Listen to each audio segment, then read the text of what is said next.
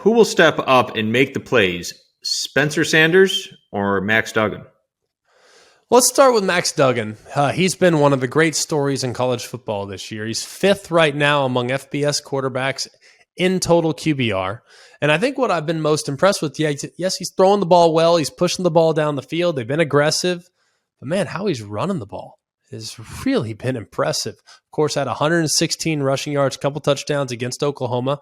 Against Kansas, had 55 rushing yards and a touchdown. So he right now is, I think, doing a lot of really nice things. He's the third Big 12 player of all time to record 300 passing yards and 50-plus rushing yards, 3 passing touchdowns, and 1 rushing touchdown in consecutive games. You get all that? All right.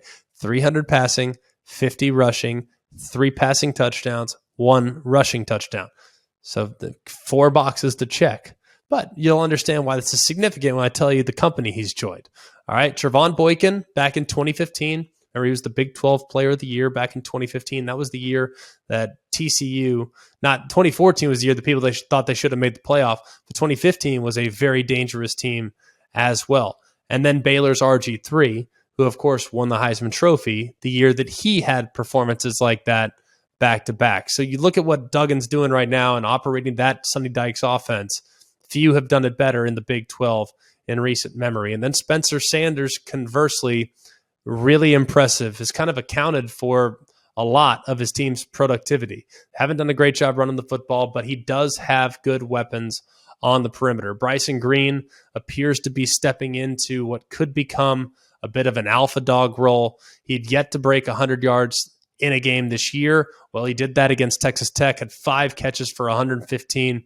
So it looks like he's in a great spot to potentially keep that momentum going. You add that to what John Paul Richardson's doing, Brendan Presley, those guys combined for 10 catches for 112 yards. Really, really solid with the group that they have on the perimeter at wide receiver. I also think, too, we just got to monitor Spencer Sanders' health, too. He's kind of cramping there in the second half of that football game. They asked Gundy about it post-game, if they were worried about the amount of hits that Sanders has taken in the game. Gundy said he's tough as nails, but yeah, naturally very concerned about how exposed he is occasionally to contact. So something to be mindful of moving forward. But Duggan versus Sanders, you will not find outside of maybe Bryce Young versus Hendon Hooker. I mean, those are the 2 quarterback matchups of the weekend.